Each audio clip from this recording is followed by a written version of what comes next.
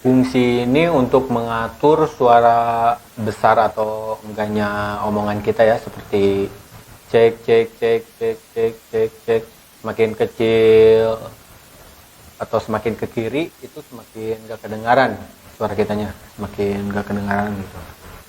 Dan ini untuk mengatur echo, ini cocok juga untuk kalau misalnya kalian mau mengcover atau ya nyanyi-nyanyi begitulah ya, seperti ini. Kayak ada reverbnya gimana gitu ya. Oke.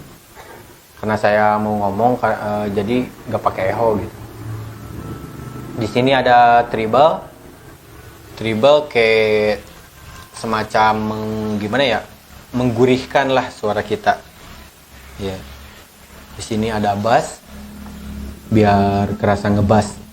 Cek cek cek ya, seperti itu. Di sini ada record.